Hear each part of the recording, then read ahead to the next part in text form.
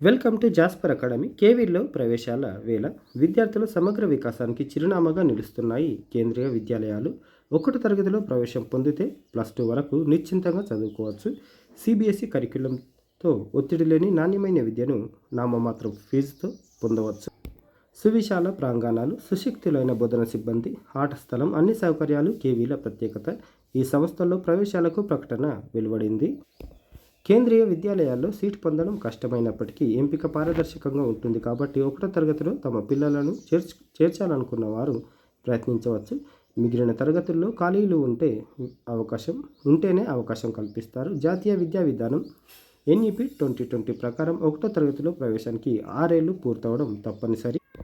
సీట్లు ఇలా ప్రతి పాఠశాలలోనూ ఒకటో తరగతిలో ఒక సెక్షన్ ఉంటుంది. ఒక్కో సెక్షన్లను ఆ పాఠశాల ఉన్న ప్రాంతాన్ని బట్టి కనీసం 20 నుంచి 60 వరకు సీట్లు లభిస్తున్నాయి.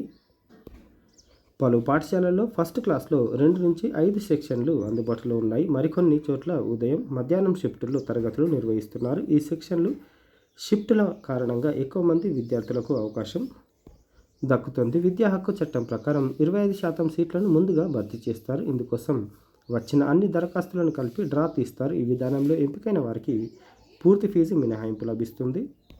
15% సీట్లు ఎస్సీలకు, 7.5% ఎస్టీలకు కేటాయించారు. 27% సీట్లు ఓబీసీ నాన్ క్రిమి లేయర్తో నింపుతారు.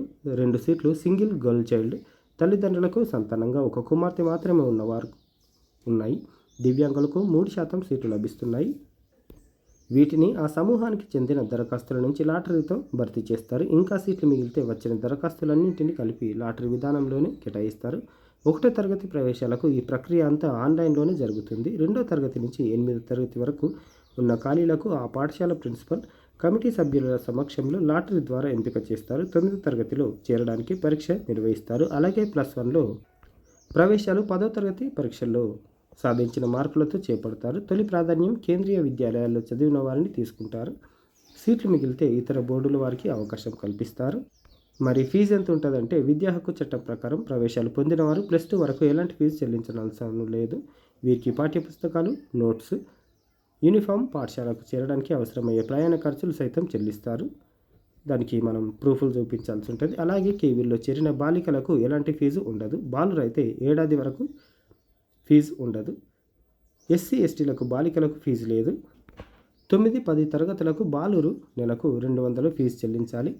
11, 12 తరగతులకు కామర్స్, హ్యుమానిటీస్ కోర్సులు అయితే 300, సైన్స్ కోర్సులకు 400 చెల్లించాలి. కంప్యూటర్ తరగతులు ఉంటే అన్ని విభాగాల విద్యార్థులు నెలకు ₹100 చెల్లించాలి. 11, 12 తరగతుల వారికి ఇది 150. విద్యాలయ వికాస నిధిలో భాగంగా అన్ని తరగతులు విద్యార్థులు నెలకు 500 చెల్లించాలి. అయితే దారిద్ర్య రేఖకు దిగువన ఉన్నవారు, యుద్ధంలో మరణించిన సైనికుల పిల్లలు, ఏకైక కుమార్తె సంతానంగా ఉన్నవారు దీనిని చెల్లించాల్సిన అవసరం లేదు. దరఖాస్తులు. ఒకటో తరగతిలో ప్రవేశానికి విద్యార్థి వయస్సు మార్చి 31, 2025 నాటికి 6 ఏళ్లు పూర్తి కావాలి. ఏప్రిల్ 1 నాటికి పూర్తయిన పరిగణలోకి తీసుకుంటారు. అలాగే 8 ఏళ్లకు మించరాదు. తర్వాతి తరగతులకు ఒక్కో ఏడాది కలపాలి. దరఖాస్తు చేసుకోవడానికి ముందుగా ప్రాథమిక సమాచారంతో వివరాలు నమోదు చేయాలి. తర్వాత లాగిన్తో మిగిలిన వివరాలు చేర్చాలి.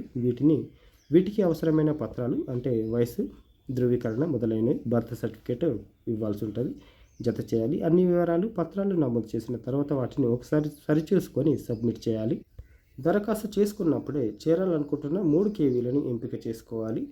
1, 2, 3వ ప్రాధాన్యంగా వీటిని నమోదు చేయాలి. ముఖ్య తేదీలు. ఒకటో తరగతిలో ప్రవేశానికి ఆన్లైన్ దరఖాస్తు గడువు మార్చి 21. 2 ఆపైన తరగతుల్లోని ఖాళీ సీట్లలో ప్రవేశానికి సంబంధించిన విద్యాలయాల్లో దరఖాస్తులు ఏప్రిల్ 2 నుంచి 11 వరకు. +1లో ప్రవేశాల మొదలు 10వ తరగతి ఫలితాలు వెలువడిన 10 రోజుల తర్వాత. పూర్తి వివరాలకు వెబ్సైట్లో చూడవచ్చు. అప్లై కూడా చేసుకునే దీనిలోనే KV sangatan.nic.in అడ్మిషన్. చాలా తక్కువ ఫీజు ఉంటుంది. క్వాలిటీ ఎడ్యుకేషన్ ఉంటుంది. CBSE. వీలైతే అప్లై చేసుకోండి. చాలామందికి షేర్ చేయండి. షేర్ చేయడం వల్ల ఎవరికో ఒకరికి స్టూడెంట్స్కి హెల్ప్ అవుతుంది కాబట్టి షేర్ చేయండి. Thank you. ధన్యవాదాలు.